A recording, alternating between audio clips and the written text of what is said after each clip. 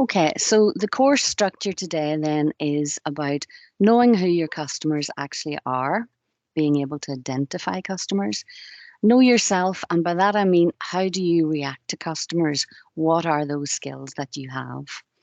What actually are customer care skills? And I will be, doing a bit of focus on that today. So whether we call our contacts customers or clients, we'll be using the same sort of skills. And it's important to, maybe I suppose go past the jargon of saying customer and realize who it is in terms of business skills that we're actually talking about. And we'll look at some questions that you might be asked at interviews so that you can get yourself prepared for them. But before that, let's look at the benefits of good customer service, both to the organization and also to you as an employee, because that sometimes gets a little bit overlooked. So we'll start with the organization. So benefits to good customer service to the organization. Obviously, customer loyalty. Businesses really want repeat customers, and that means more sales. Third party endorsements, so you're talking word of mouth sales and recommendations. And a company can really enhance their brand's reputation, which might lead to longevity within the company. It might sort of keep a brand there that where others have disappeared. It can help companies to attract the best talent. You wouldn't be keen to get a job in a company, for example, that you know has a bad reputation for customer care. You might worry that it might not last long, the company itself. You might think that if they don't take care of their customers, they won't take care of their staff. So, it's something that has quite a big sort of, circle in terms of customer care. It's not down to just sales. Continual improvements to products, to systems and services. A company who cares about providing good customer service will continually be getting feedback and looking ahead at how to improve all aspects of their company. And that's always good for customers and for staff. So quite a few different types of benefits there for good customer service, and certainly something to think about depending on the sort of job that you're going to go into. Obviously, it's different in different jobs, but the jargon might change in that, but the skills in that are exactly the same. So then benefits of good customer service to the employee, so to you basically as an employee. Generally, it's a happier place to work. Generally, a company that puts so much effort into customer satisfaction will also take care of its staff.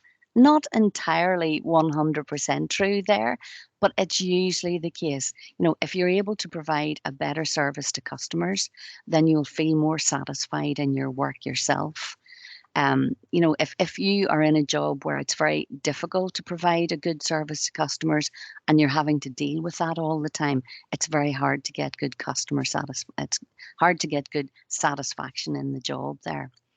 So you being able to improve or being able to work well with satisfied customers leads to a richer customer experiences and to better staff satisfaction as well.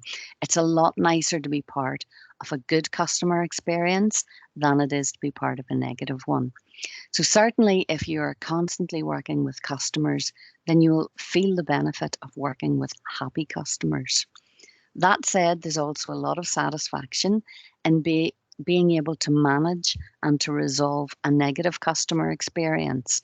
And that's something that you really want to have a good example of for interviews, I think, because it's something that comes up regularly.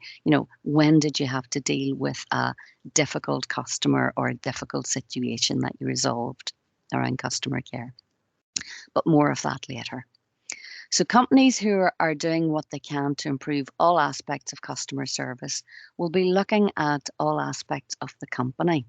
And that will mean creating the best communication and organizational systems that they can within the organization. And that makes for a better employee experience as well as customer experience. So generally, as an employee, you will know exactly what is expected of your role, and you'll be trained well enough to be able to carry that out. And this generally allows you to feel more confident and motivated in your job. So it's all joined into the same thing. So when we're talking about really good customer care or indeed outstanding customer service, do we actually mean by that? So the definition that I'll use is service that exceeds your customer's expectations. So exceeds your customer's expectations, because your customers will always have an expectation of a certain level of service. So for example, you expect better service at a 5-star hotel than you do at a 2-star. That's what you pay for.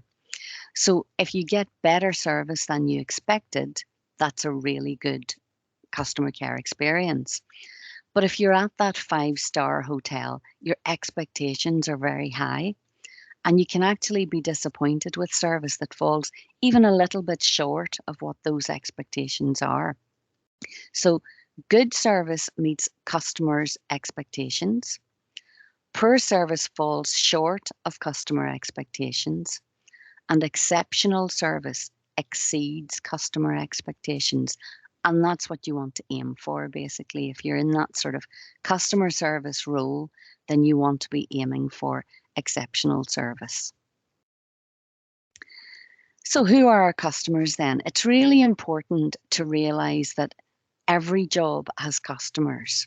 It's not that you necessarily call them customers, but even the like of YouTubers need subscribers to be successful. Might not call them customers, but they need them as customers.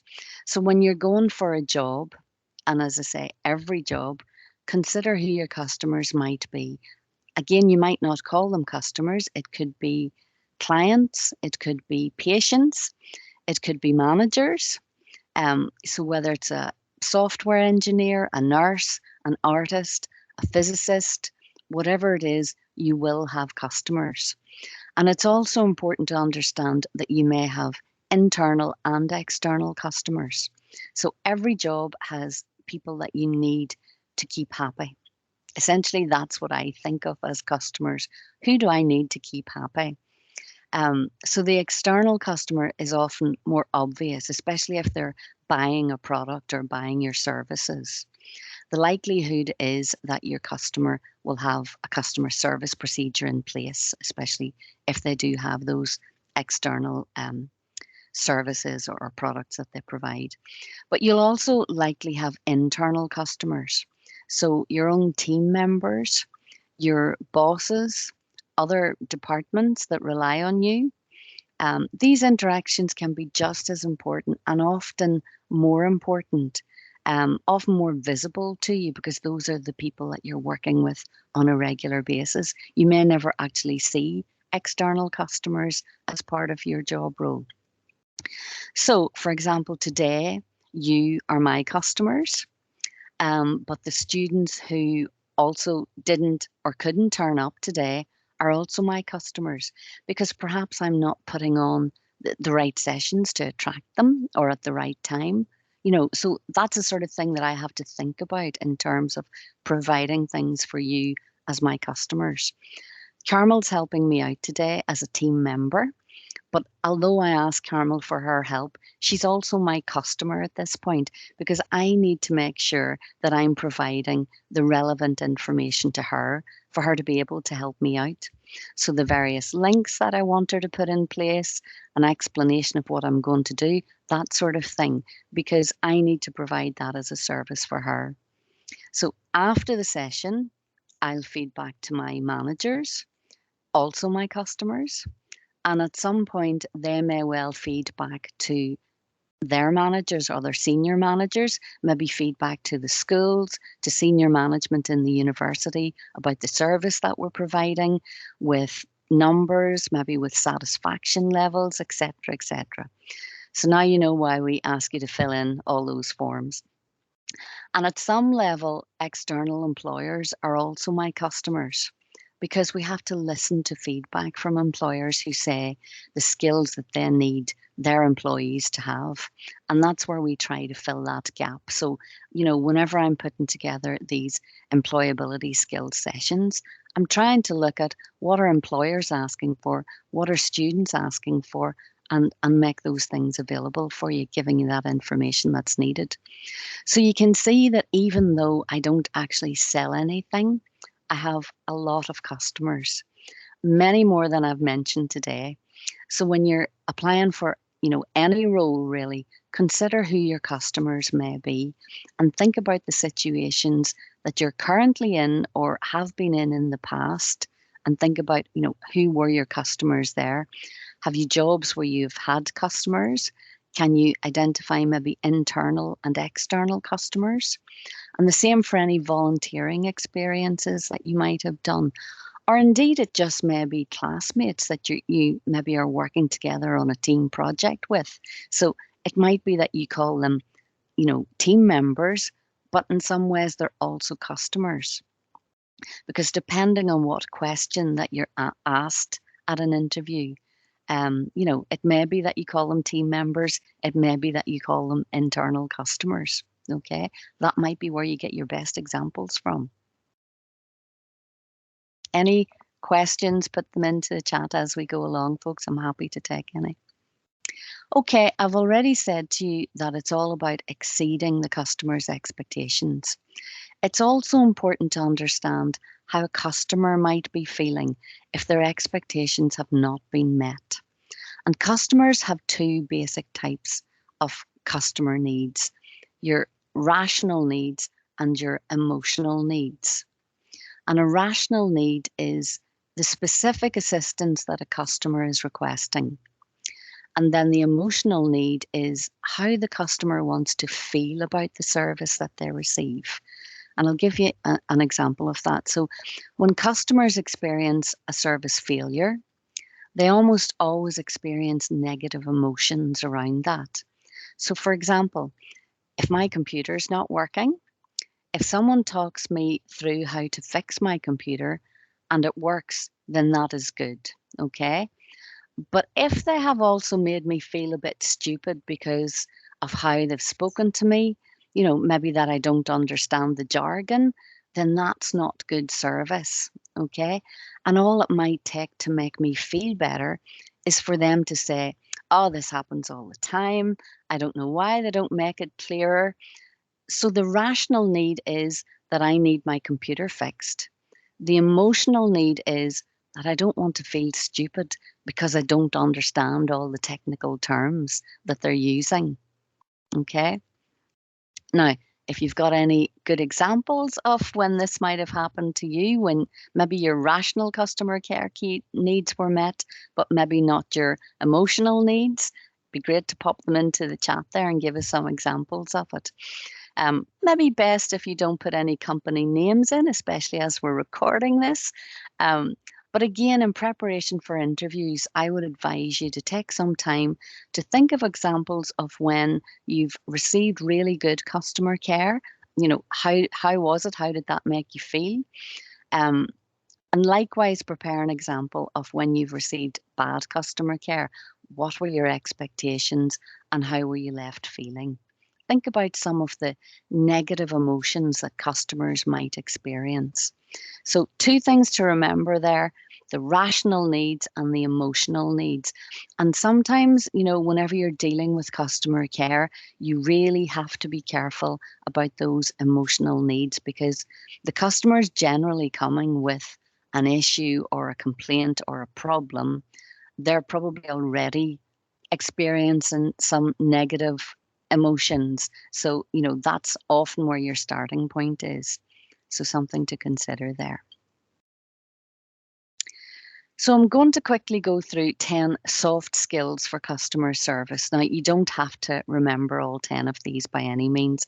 They do overlap.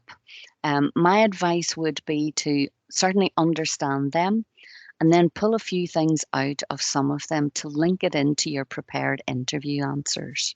Okay, so as I say, you don't have to remember each one of them. Look at the ones that sort of resonate with you, that if you're thinking about an example that you can say, yeah, I can see how I used that there, or I can see how I could have done that one better. Okay.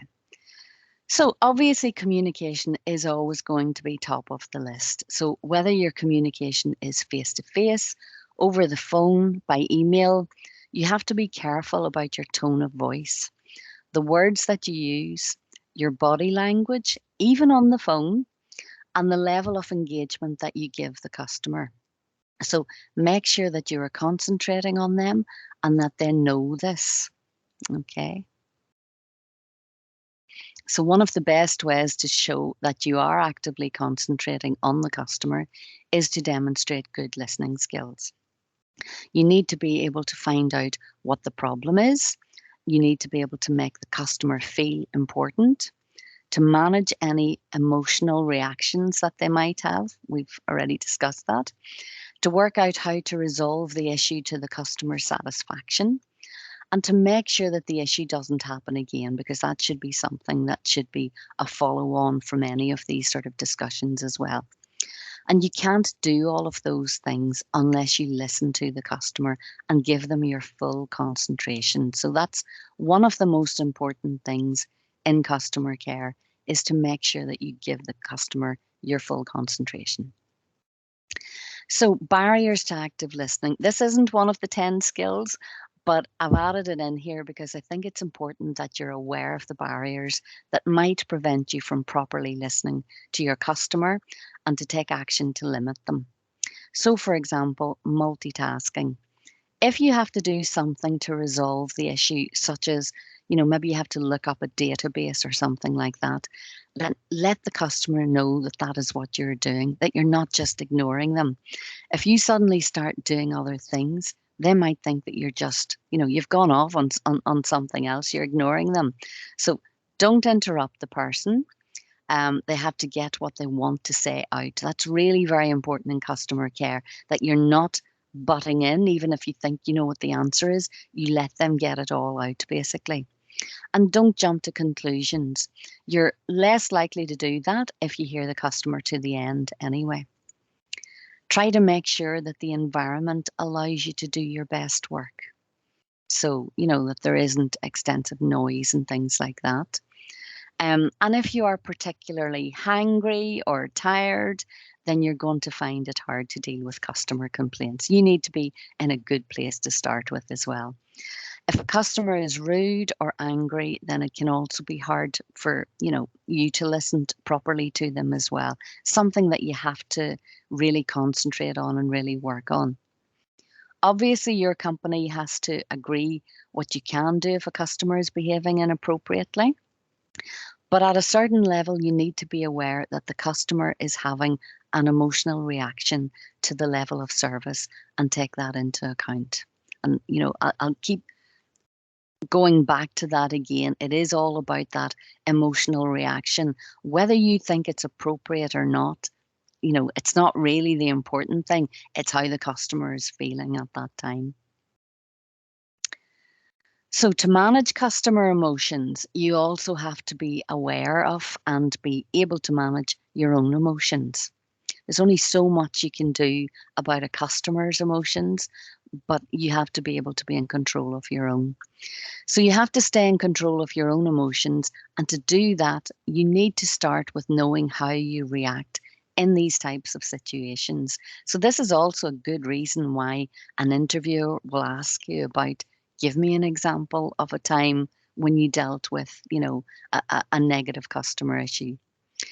So if a customer is raising their voice or saying how terrible the staff is, how you react to that, is an important thing. So do you know how you would be likely to react in that situation? That's that self-awareness that I'm talking about. So what behaviors are you likely to display, and how are you going to manage them? So to a large extent, you can manage a customer's behaviors by managing your own behaviors. Not entirely, but it helps. So for example, if a customer raises their voice and you keep yours at a level pace, they're unlikely to be able to raise their voice even higher. Whereas if they raise their voice and you raise your voice to meet it, then you basically just give them free rein to raise theirs even higher. Okay, so you can see that managing your behavior and having that self control will help you to manage the situation. Not entirely, you can't entirely control it, but it certainly helps you to manage it. So sometimes you really have to see it as a performance that you're giving. How am I going to handle this situation? And again, that self-control, that self-awareness is something that's really important for you to be able to talk about and demonstrate at interviews. So think of good examples for that one too.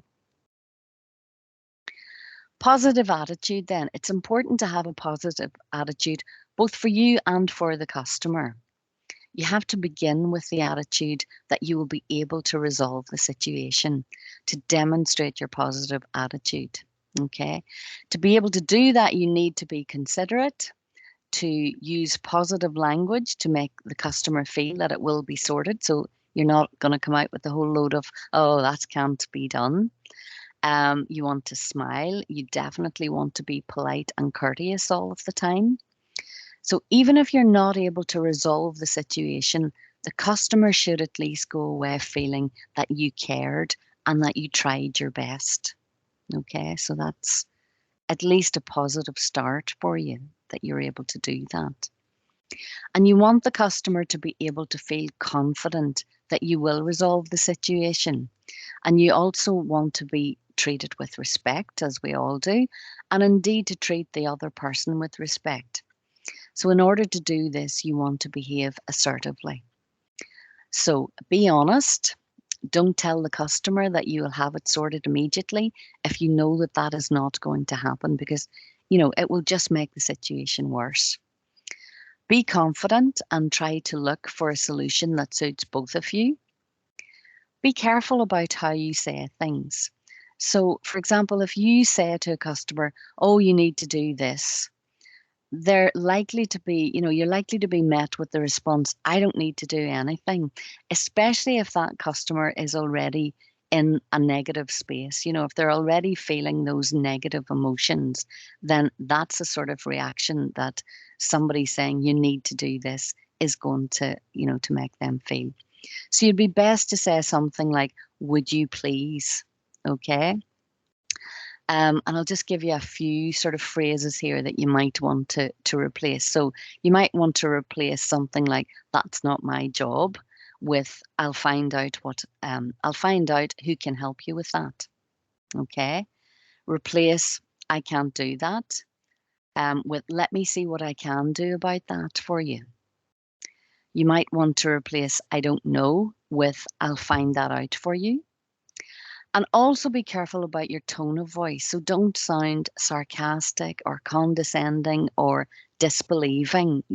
So if someone comes up to you saying, oh, this, I paid such and such for this and it never worked.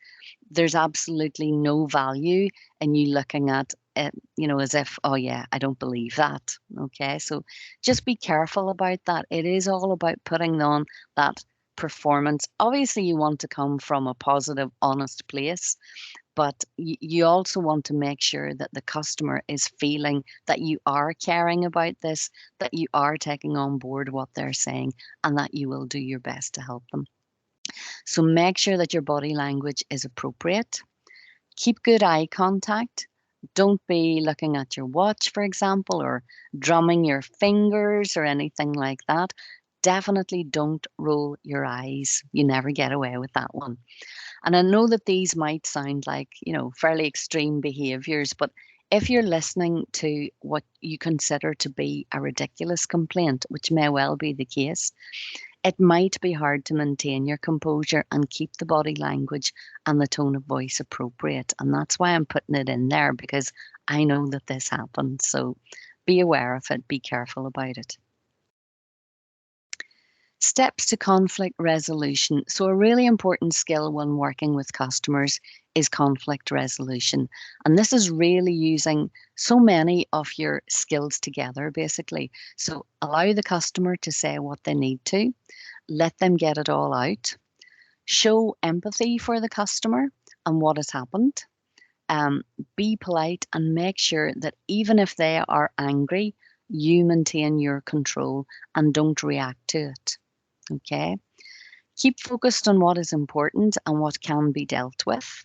Don't get distracted by unimportant details. Try and find something in the conversation that you can agree with. Finding something as common ground or a positive statement can be a good starting point to resolving the conflict. Wait for the customer to come to an end in what they have to say before starting to come up with the solution. I keep saying that. I know I've said it to you before in this session, but make sure that those listening skills are so important. Let the customer say exactly what they need to say. Don't jump in. If there really is a lot of anger, then make sure that there is some way of allowing a little time to let emotions cool down. Perhaps excusing yourself to speak to a supervisor. People always like to hear, I'm going to ask my manager or my supervisor about that, or to look for some information. And if all else fails, pass the buck. And I really do mean that as a way of controlling the conflict, because sometimes a person has been angry and really expressed their anger to someone, and they just need to see a fresh face to make a sort of a fresh start with them. So asking your supervisor to speak to the person, or indeed just another colleague, may well mean that the customer is suddenly a lot calmer. Okay. You've given them a fresh start, basically. You've let them get their emotions out with you, and now you're giving them a fresh start with someone else. It's not a failure on your part. It is using it as a technique to manage the situation. Okay. And one more very important thing that you should not do: never tell the customer to calm down. This might be what you want them to do, but use the techniques above to make that happen. Don't ever tell them to calm down, because it never works. Nobody wants to hear it, and you'll just get a negative reaction back. Okay. So empathy then, it's really important to make the customer see that you do care about their complaint. Even if you can't actually solve the problem, you should still show that you care. So using some of the phrases shown here, such as, thank you for getting in touch about this, helps the customer know that you empathize with them. Okay, and even if you can't resolve the situation for them, you're still making them go away, feel that they were cared about and that you tried. Depersonalization then, I'm not mad at you. Remember what I said earlier about the customer have rational and emotional needs. And sometimes when these emotional needs are expressed, it can sound very much like they believe that it's all your fault. And even when they say, I know it's not your fault, the rest of the conversation can very much sound like it is your fault. So remember that the customer is emotional, and recognize that it's not about you. Well, unless, of course, you were the person that caused it, that's a different matter. Um, so if you find yourself in this sort of situation, put on your customer care performance, use all the skills and experience that you have. Try and understand where the customer is coming from. That's an important part of it. Importantly, know what the company limits and procedures are. For example, if a customer becomes particularly aggressive or abusive, what is the company policy and procedures on this? Because there are limits to what you should have to deal with in terms of customer care. How does the company keep you safe as well? That's also an important aspect of this. And then accountability. And I think that one of the useful phrases when talking about customer care is to say that you take accountability for customer satisfaction. It's important to understand that customer care is a responsibility for everyone in the company, not just the person, that's dealing face to face with a customer. So for example, taking a pride in your work is important. If you promise to do something for a team member, make sure that you do it. Look for how you can improve the quality of your work all of the time.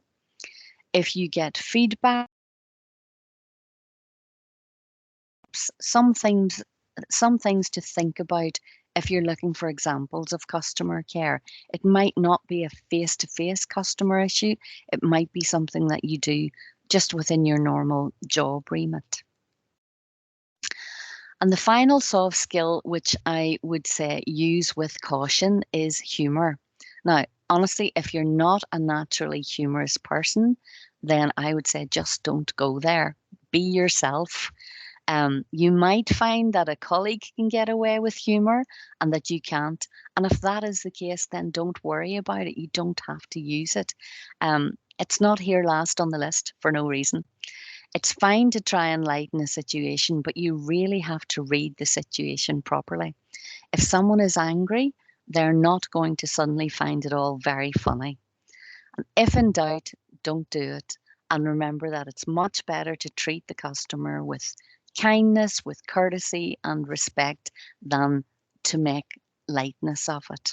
Okay, so it is listed as one of the customer care soft skills, but use with caution. So, if you want to start preparing answers for customer care interview questions, consider some of these soft skills in your answer. Try and come up with some examples of how you can demonstrate some of them. Remember, it's not necessarily going to be about having the biggest customer problem that you dealt with, but what you can say about how you dealt with it. Okay. Something to try and showcase what your skills are. So if you're sitting in an interview and you are trying to remember some of the words that might be useful, um, just to throw into your answer, you might want to be able to remember this one, which is perfect. So if you can be polite, efficient, respectful, friendly, enthusiastic, cheerful, and tactful, then you will be doing very well. But we don't expect perfection. Okay, so again, time for questions. If anybody has any questions that they would like to throw in there. I don't think anybody give me any examples of good or bad customer care examples. But I'm going to move on then to the interview questions and stuff. I think I have one more thing to do before I do that. So, as usual, before we move into interview questions, I want to remind you of the STAR technique for answering your interview questions. Basically, you want to be able to tell the interviewer your story by putting your answer into context for them. So when you're formulating an answer for your interview, try and follow the STAR technique because it makes your answers clear, it makes them logical, and it means that you're getting the main points across that you need to get across, that you're not being sort of waylaid by, trailing off into something else. So start by listening to the question. Think of the example that you're going to use. Hopefully you'll have something already prepared that will be suitable for you. But even if you're not, even if you have to come up with it at the time, frame your answer into situation, task, action, and result. Describe the event or the situation that you were in. Explain the task that you had to complete. What were the challenges maybe in it? Describe the specific actions that you personally took to complete the task. So again, you can say what you did as a team, but you should also say what you personally did. And then finish with the results. What were the results? What were the of your actions? Were there any benefits? Were there savings? What impact was there? And then I also want to remind you about Shortlister, which is available for another couple of months anyway. Carmel will put the link into the chat for you. It's basically a software package where you have the opportunity of practicing interviews on it. So you register for an interview, you can choose which interview you want to. There are various big companies on it, and there are also some specific roles that you might be interested in. So you register to do the interview. You have 3 days then to complete it at a time that suits you. There's about 5 or 6 questions in each interview. You're not interacting with the real person. It's a software package, but it's good practice. And you also then get feedback from it as well. And again, that feedback is also just through the software package. So you're not interacting with anybody. So it's a nice, safe, secure way of being able to practice those interviews. So just before I do the questions, I just want to give you an example or tell you a little story essentially that will hopefully bring together some of the things that I've been talking about. And I'll say it's about 80% true, but embellished a little just to make the point a bit more for you. So about 6 or 7 years ago, we put an extension onto our house and we were putting in a new kitchen. Now, and that is not a picture of my kitchen, by the way, I wish. Now, as it happens, my brother builds and fits kitchen. So, of course, we used him to put in our kitchen. And I think it must have been during the summer holidays. And on some of the days, he brought his son, my nephew, with him to help out. Now, at the time, my nephew was a student at Queen's. And although I wasn't working in careers at that time, I've always worked with people development. So, of course, with my people development head on and probably with my auntie head on as well, I was commenting to my nephew that the work experience would be very useful to him in the future. And, he was very dismissive of it. He was saying that, well, it's not really something that I want to be doing. I'm just kind of lifting and carrying and helping out that way. Um, Not the sort of job that he wanted to go into. He was in the School of Management at that stage.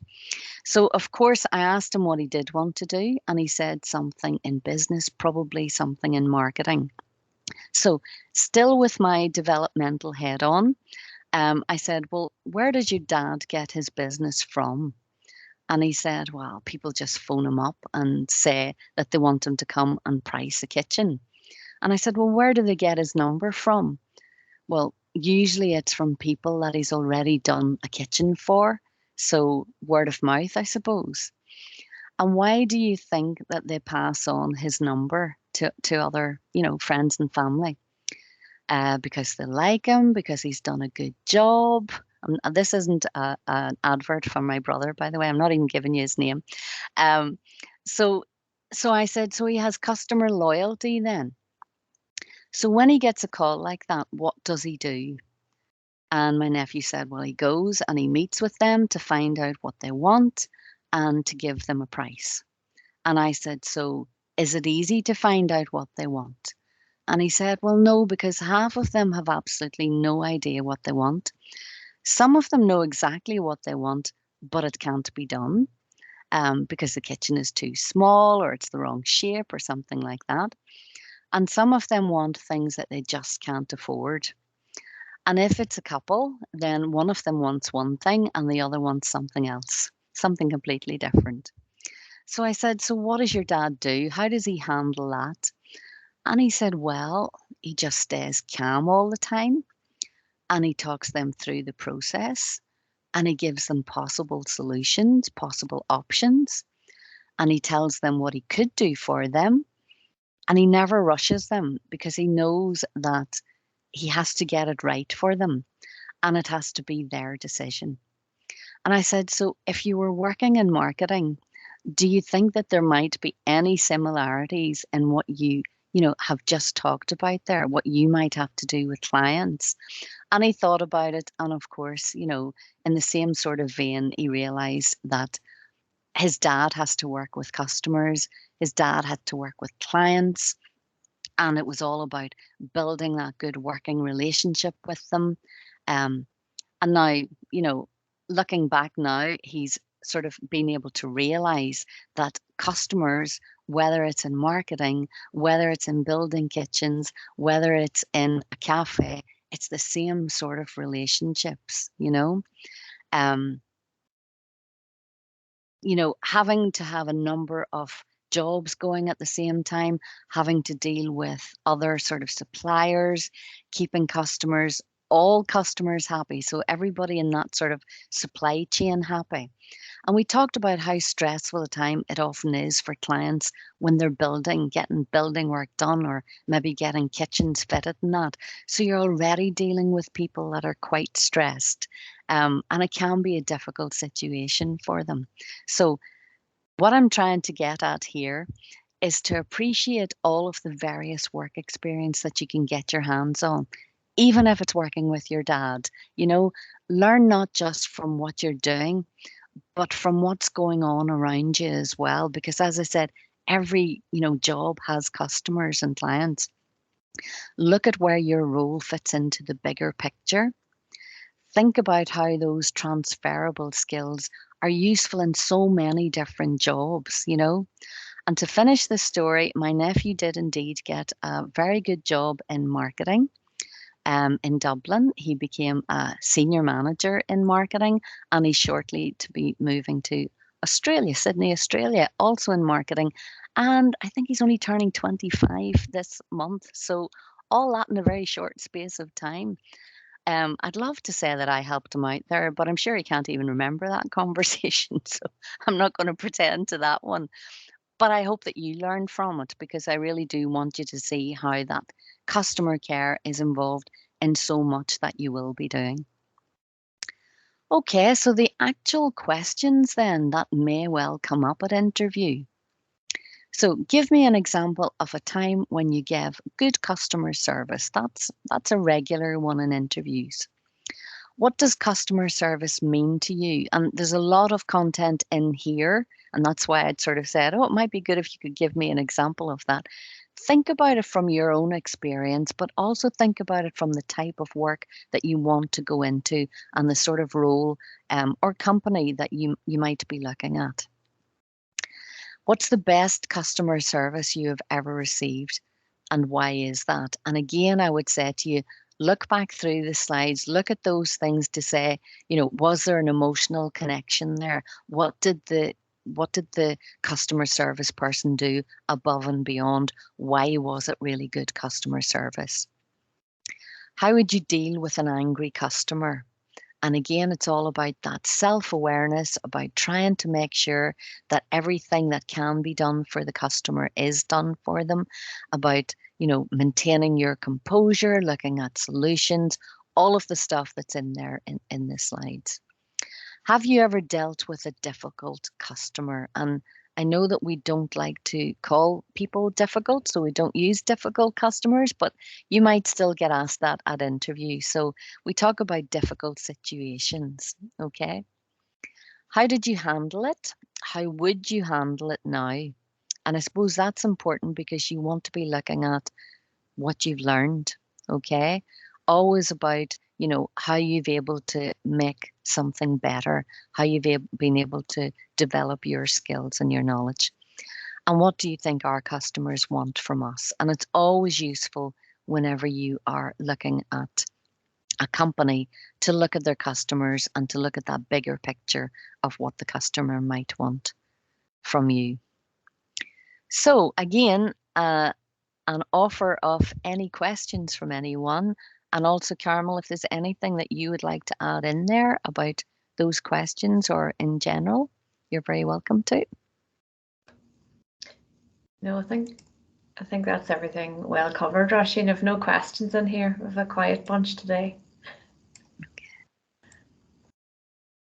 Okay, well, still time to put in questions if you wish to. I am just going to give you the next list. So this is the last session in our series of employability skills until we move into development weeks. And I have 2 in-person sessions there, you can see in pink, and one more working in teams one, which is online. So you can still register for that one. The other 2 sessions may be full, but you might be able to get on to a waiting list because it's in person, it's smaller numbers there too. But just to let you know that there's still some available for you there. Can't believe we're getting to the end of the year. I am going to stop presenting so that I can stop recording.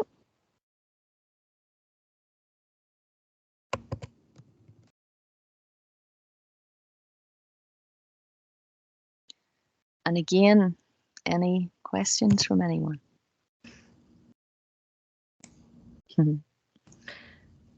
Nicely done, Caramel, that. No questions there, Roisin. Yep.